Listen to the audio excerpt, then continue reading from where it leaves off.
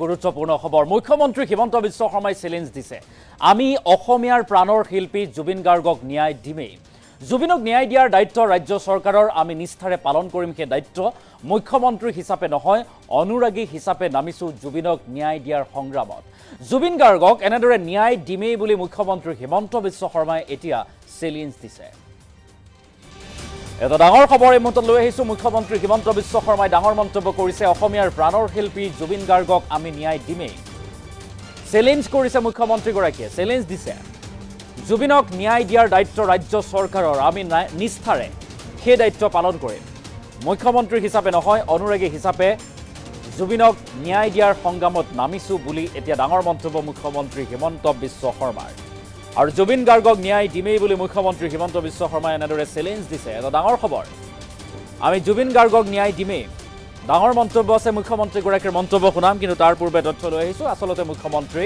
হিমন্ত বিশ্ব শৰ্মাইনো কি কৈছে লগতে অসমীয়া জাতি মাটি ভেটি ৰক্ষাৰ স্বাৰ্থত অক্লান্ত সংগ্ৰামত নিয়োজিত হৈ থাকিম অসমীয়া জাতি মাটি ভেটি ৰক্ষাৰ স্বাৰ্থত আমি নিয়োজিত হৈ থাকিম এই ক্ষেত্ৰত কোনেও বিপথে পৰিচালিত কৰিব নোৱাৰে আমাক কোনেও বিপথে পৰিচালিত কৰিব নোৱাৰে বুলি তাৎপৰ্যপূৰ্ণ মন্তব্য মুখ্যমন্ত্ৰীগৰাকী সিংগাপুৰত থকা লোকৰ বিৰুদ্ধে প্ৰয়োজন হলে আমি কঠোৰ হ'ম সিংগাপুৰত প্ৰবাসী অসমীয়াসকল যিসকল সেই ইয়াৰ্ড পাৰ্টিত আছিল তেখেতসকলৰ বিৰুদ্ধে প্ৰয়োজনত আমি কঠোৰ হ'ম শ্যামকানু সিদ্ধাৰ্থ শৰ্মা শেখৰ অমৃত প্ৰভা আটাইকে ইতিমধ্যে গ্ৰেপ্তাৰ কৰা হৈছে প্ৰথমবাৰৰ বাবে কোনো অভিযুক্তক একেলগে 14 দিনৰ জিম্মালৈ দিছে আদালতে এই ডাঙৰ মন্তব্য মুখ্যমন্ত্ৰী হিমন্ত বিশ্ব শৰ্মাৰ আৰু অসমীয়াৰ প্ৰাণৰ শিল্পীগৰাকী হিয়াৰ আমঠু হাতত জুবিন গাৰ্গক ন্যায় দিমেই বুলি এক প্ৰকাৰ চ্যালেঞ্জ মুখ্যমন্ত্ৰী হিমন্ত বিশ্ব শৰ্মাৰ ইতিমধ্যে মিছন জাষ্টিছ আৰম্ভ হৈছে জাষ্টিছ ফৰ জুবিন গাৰ্গ আপুনি যদি এই প্ৰতিবেদন এই খবৰ যদি আপুনি চাই আছে ফেচবুকত তেনেহলে লিখিবলৈ নাপাহৰিব জাষ্টিছ ফৰ জুবিন গাৰ্গক কেতিয়া ন্যায় প্ৰদান কৰিব এছআইটিয়ে সকলোৱে দৃষ্টি নিবদ্ধ হৈ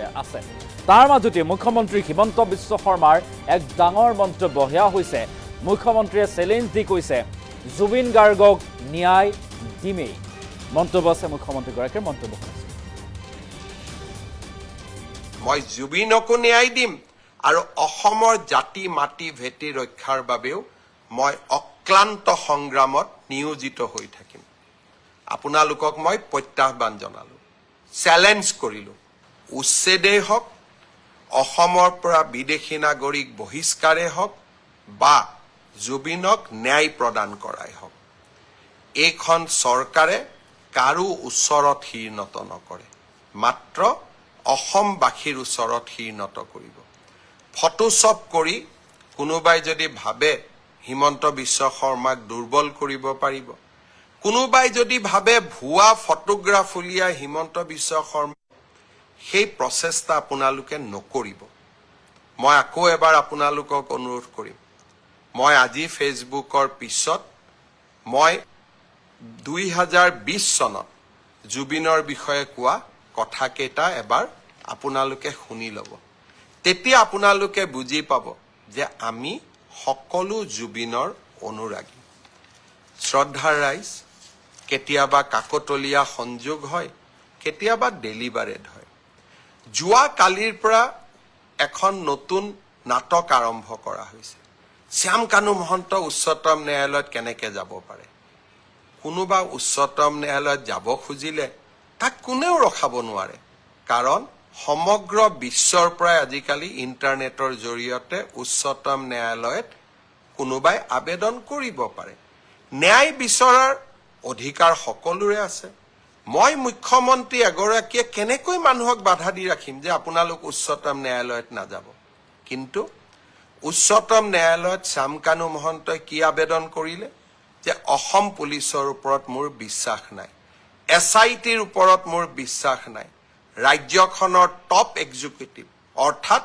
মুখ্যমন্ত্ৰীৰ ওপৰত মোক বিশ্বাস নাই মোক কাক লাগে মোক চিবিআইক লাগে এই কথাখিনিয়ে যোৱা 5 দিন আগৰ পৰা কোনে কৈ আহিছে অখিল গগৈ ডাঙৰীয়াই মোক লিখিতভাৱে জনাইছে যে অসম পুলিচৰ ওপৰত মোৰ আস্থা নাই মুখ্যমন্ত্ৰীৰ ওপৰত মোৰ আস্থা নাই চিবিআইত এই তদন্ত দিব লাগে দেৱব্ৰত শইকীয়াই লিখিলে ৰাষ্ট্ৰপতিক যে এই তদন্ত চিবিআইক দিব লাগে আৰু এতিয়া শ্যামকানু মহন্তই লিখিলে যে এই তদন্ত চিবিআইক দিব লাগে এয়া কাকতলীয়া সংযোগ নে এয়া এক প্ৰকাৰ ষড়যন্ত্ৰ তাক মই নাজানো, কিন্তু শ্যাম কানু মহন্ত, অখিল গগৈ, দেৱব্ৰত শইকীয়া কোনেও অসম পুলিচক বিশ্বাস নকৰে। কিন্তু এই অসম পুলিচেই আজি ছিংগাপুৰত হোৱা ঘটনা এটাকো আমি তদন্তৰ আওতালৈ আনি 4জনকৈ ব্যক্তিক আমি আজি জেলৰ হাজতত ৰাখিবলৈ সক্ষম হৈছো। SITক, অসম পুলিচক শ্যাম কানু মহন্তইও বিশ্বাস নকৰে, অখিল গগৈও বিশ্বাস নকৰে, দেৱব্ৰত শইকীয়াইও বিশ্বাস নকৰে। এয়া কাকতলীয়া সংযোগ নে আন কিবা, তাক সেয়া বিচাৰৰ দায়িত্ব আপোনালোকৰ। কিন্তু এই অসম পুলিচে অসমত গড় হত্যা ৰোধ কৰিছে, এই অসম পুলিচে সন্ত্ৰাসৰ বিৰুদ্ধে অসমক জয়লাভ কৰোৱাইছে, আৰু এই অসম পুলিচে জুবিনৰ ন্যায়ৰ বাবে আমি সকলো কাম কৰিম। এই কেইটা দিনত কেইজনমান ব্যক্তিয়ে অসম পুলিচে ক'ত ভুল কৰিছে তাক লিখিব আৰম্ভ কৰিছে। তাৰ মানে ইনডাইৰেক্টলি তেওঁলোকে শ্যাম কানু মহন্ত আৰু সিদ্ধাৰ্থ শৰ্মাক বুজাইছে যে এইকেইটা পইণ্ট লৈ আপোনালোকে আদালতৰ ওচৰলৈ যাওক। এই কুচকাৱাজবিলাক আপোনালোকে কিয় কৰি আছে? আপোনালোকে জুবিনৰ মৃত্যুৰ তদন্ত বিচাৰিছে নে নাই? জুবিনক ন্যায় দিয়াটো বিচাৰিছে নে নাই? মোৰ সন্দেহ থাকি গৈছে। মই আশা কৰিম আপোনালোকে চৰকাৰখনক সহযোগিতা কৰক। আৰু এতিয়া জুডিচিয়েল কমিশ্যনো আমি গঠন কৰিলোঁ, ন্যায়িক তদন্ত। কোনে ন্যায়িক তদন্ত কৰিব? গুৱাহাটী উচ্চ ন্যায়ালয়ৰ এজন চিটিং জাজ, জাষ্টিছ সৌমিত্ৰ শইকীয়াই। তেওঁক আপোনালোকে সহায় কৰক। অসমখনক 2026ত নিৰ্বাচন হ'ব, আপোনালোকে বিজেপিক হৰুৱাব খোজে। বেলেগ ইছ্যু লওক। ৰাস্তা হোৱা নাই, কাজিৰঙাত কৰিডৰৰ কথা কৈছিল, কৰিডৰ হোৱা নাই। নামৰূপ ফাৰ্টিলাইজাৰ খুলিম বুলি কৈছিল, খোলা নাই। দলং বনাম বুলি কৈছিল, বনোৱা নাই। চাকৰি দিম বুলি কৈছিল, দিয়া নাই। লোন দিম বুলি কৈছিল, দিয়া নাই। জুবিনৰ মৃত্যুক লৈ নিকৃষ্ট ষড়যন্ত্ৰ নকৰিব। আৰু এটা কথা মই আপোনালোকক কৈ দিওঁ, এভিকশ্যন চলি থাকিব। আপোনালোকে যদি ভাবিছে যে আপোনালোকে এনেবোৰ আশ্ৰয় লৈ এভিকশ্যনৰ পৰা আঁতৰি যাব খুজিব, তাক আপোনালোকে কেতিয়াও মানি ল'ব নোৱাৰিব। কাৰণ আমি আমাৰ জাতি, মাটি, ভেটি সুৰক্ষাৰ স্বাৰ্থত আমি অটল হৈ থাকিম। আৰু আপোনালোকে মোক কেতিয়াও ডাইভাৰ্ট কৰিব নোৱাৰিব। আৰু মই ডাইভাৰ্ট নহওঁ।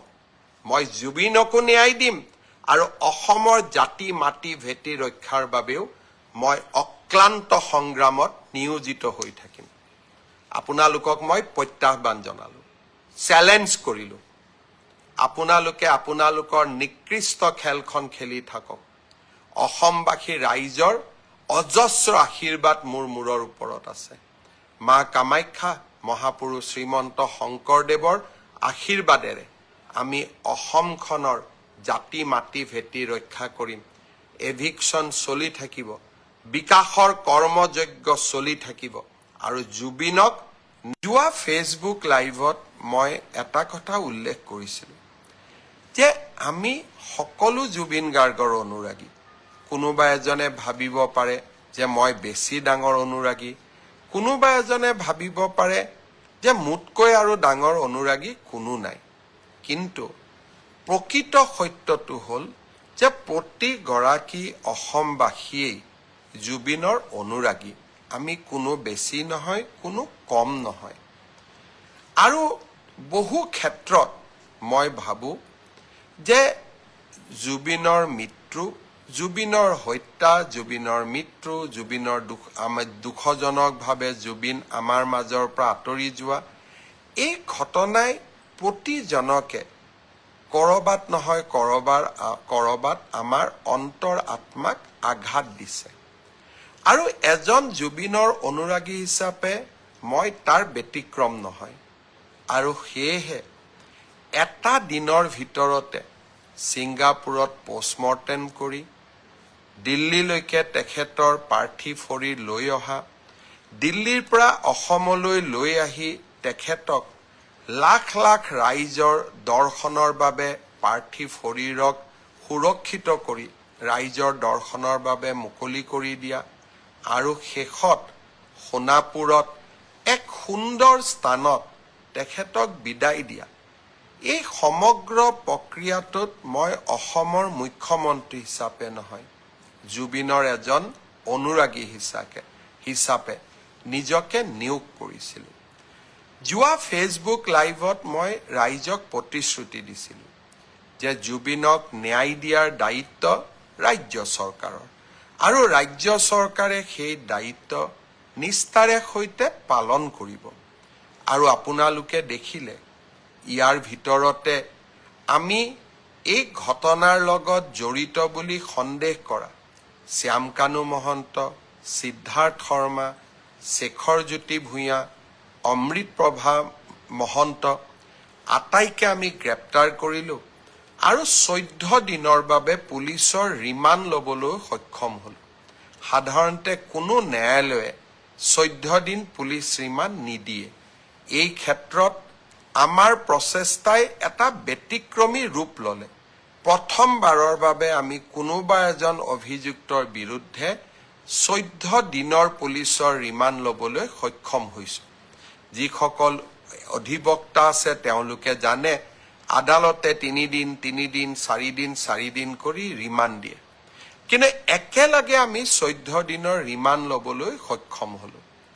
এতিয়া আমাৰ অপেক্ষা ছিংগাপুৰত থকা অসমীয়া লোকসকলে যাতে আমাৰ তদন্ত প্ৰক্ৰিয়াত আহি সহযোগিতা কৰে আৰু তেখেতসকলে যদি এই তদন্ত প্ৰক্ৰিয়াত সহযোগ নকৰে আমি তেখেতসকলৰ বিৰুদ্ধেও আমি কঠোৰ হ'ম।